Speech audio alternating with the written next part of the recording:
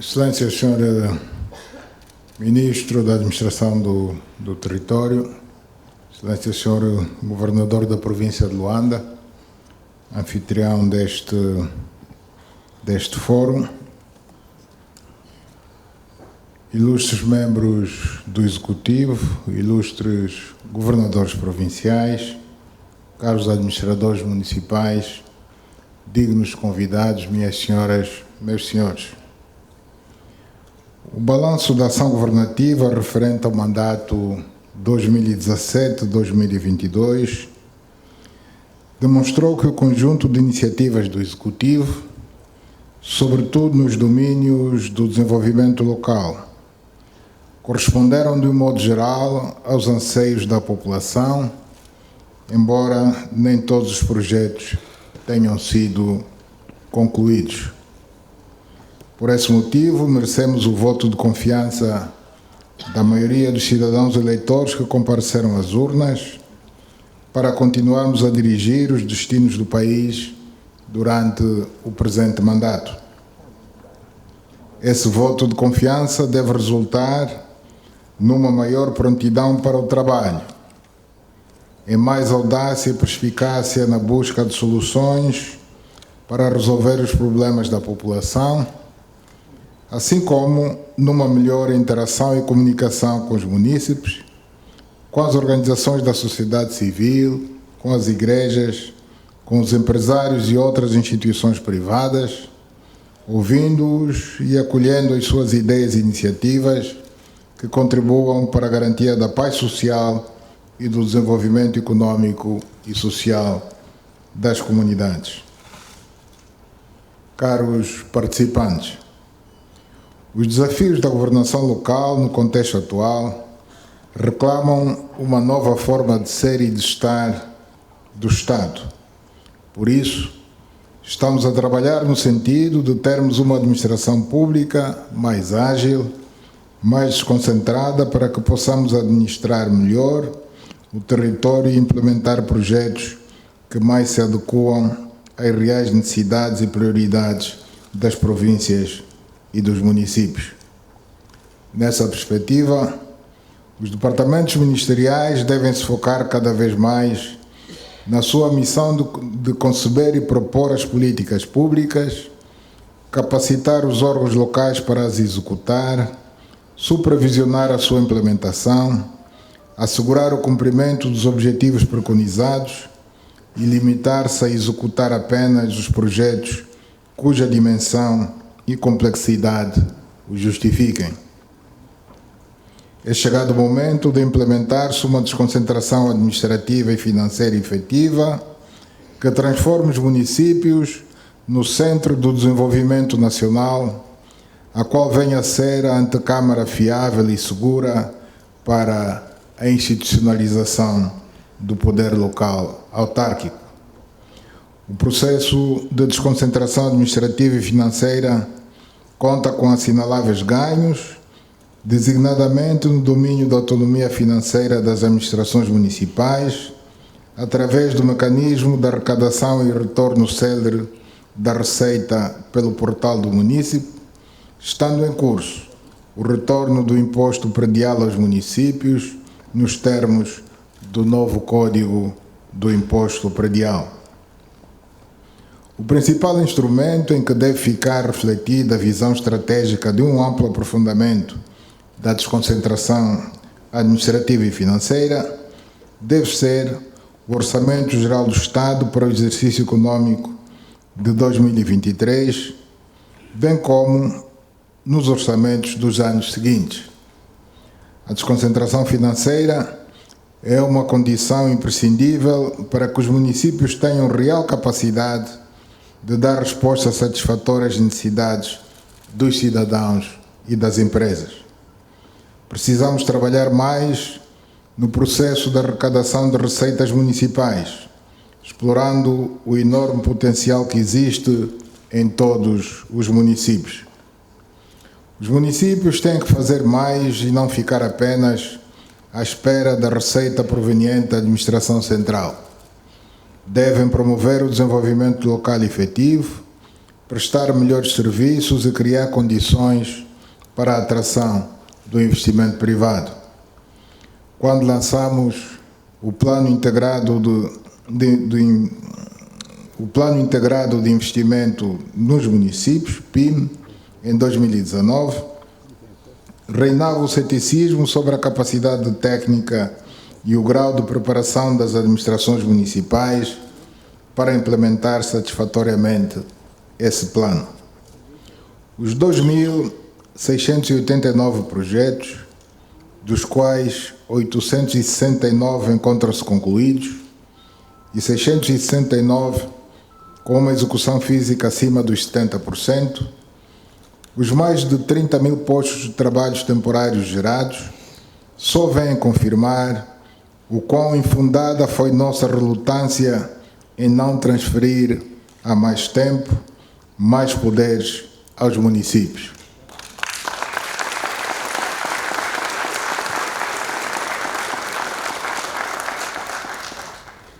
O Plano Integrado de Intervenção dos Municípios tem sido para as administrações municipais uma verdadeira escola de aprendizagem de valores, no que concerne ao rigor da execução orçamental, a tal ponto que não temos quaisquer dúvidas relativas à sua continuidade, estando neste momento o Executivo a procurar soluções de financiamento seguro para a segunda fase do Plano Integrado de Intervenção dos Municípios, que se espera mais virado às infraestruturas de apoio à produção local e ao desenvolvimento urbano,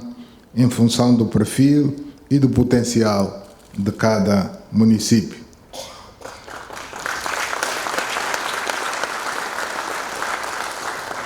O Programa Integrado de Desenvolvimento Local e Combate à Pobreza e o Programa de Fortalecimento da Proteção Social Quenda constituem hoje uma referência para programas de combate às situações de vulnerabilidade social e promoção do desenvolvimento local.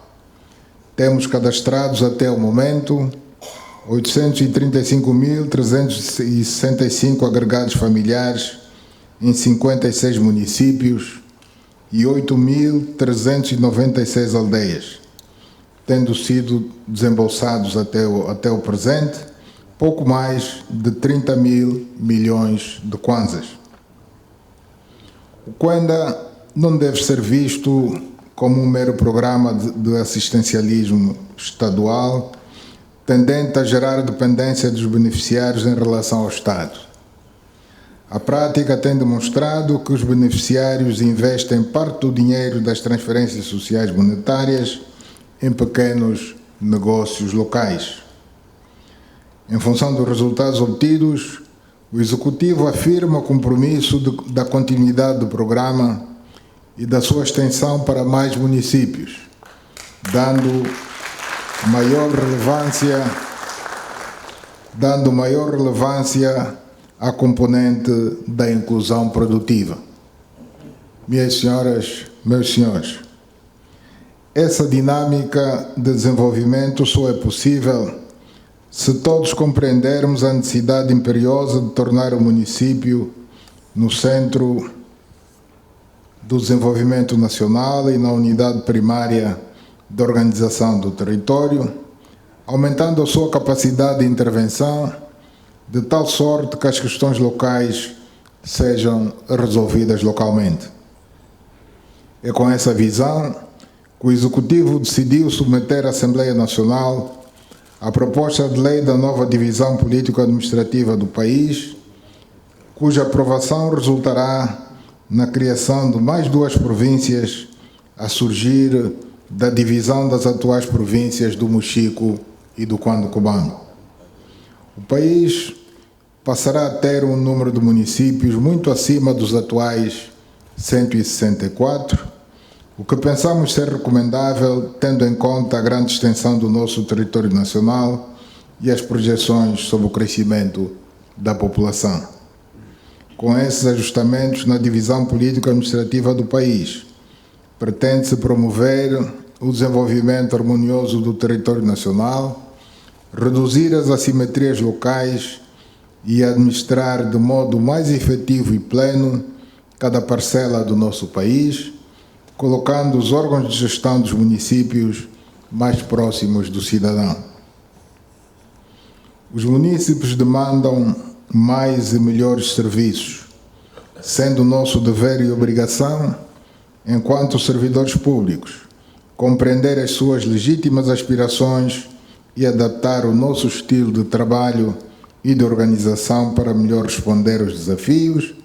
buscando as soluções para os diferentes problemas, se quisermos responder positivamente aos anseios das populações. Paralelamente a esse trabalho de organização do território, é imperioso que cuidemos dos recursos mais preciosos que temos na função pública, assegurar a formação contínua dos quadros e criar incentivos para atrair os melhores para os municípios. É imperioso e urgente que se conclua o trabalho sobre uma remuneração diferenciada aos funcionários colocados nos municípios menos atrativos, mediante a atribuição de subsídios que os estimule a fixarem-se nessas circunscrições territoriais, contribuindo para o seu desenvolvimento.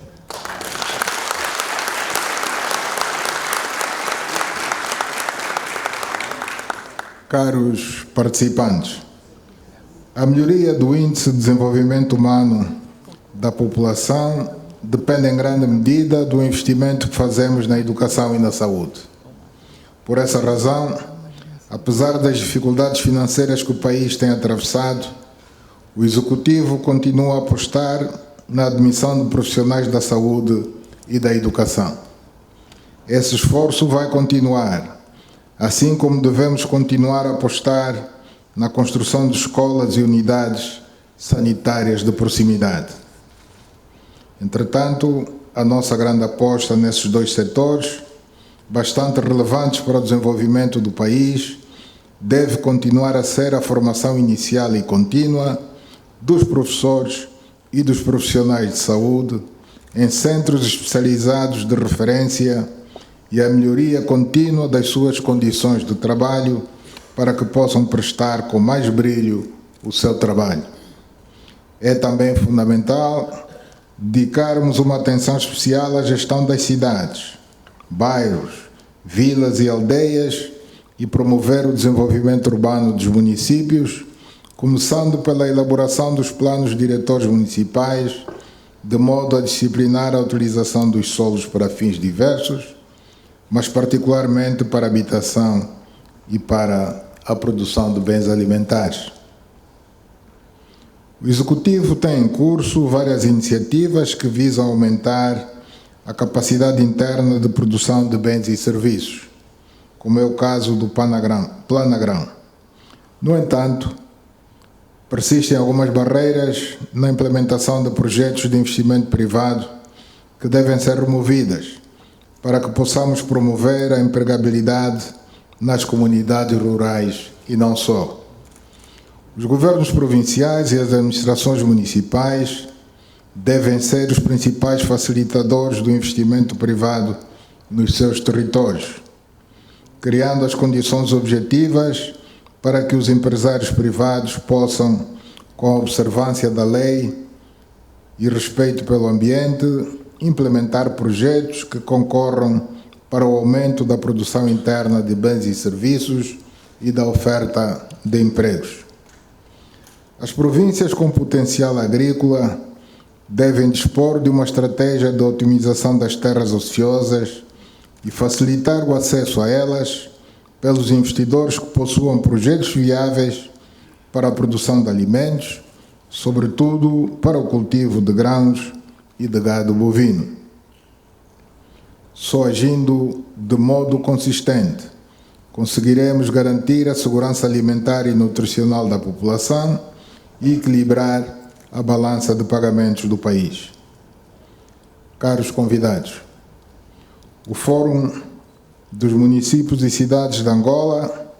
é um órgão colegial de consulta do Presidente da República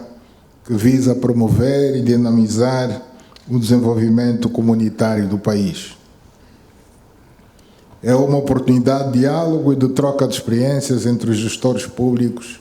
de nível central e local, que serve para avaliar regularmente a implementação das medidas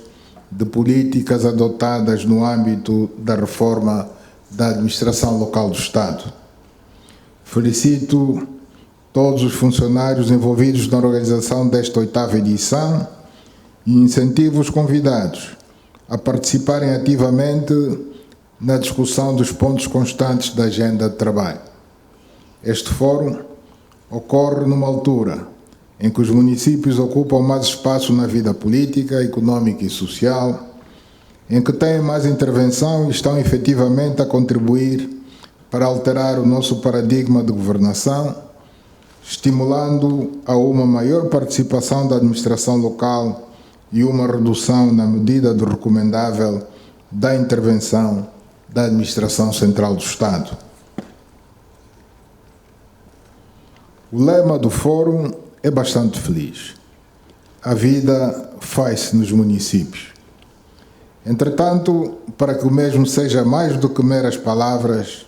e corresponda ao que os municípios sentem no dia a dia, é crucial que não subsistam dúvidas de que determinadas tarefas são melhor desenvolvidas quando realizadas por quem está mais próximo das populações e vive diretamente os seus problemas. No quadro da nossa estratégia de trabalhar mais e comunicar melhor, o Executivo aumentará os mecanismos de diálogo e participação dos cidadãos na análise das grandes questões nacionais e na identificação das melhores soluções para resolver.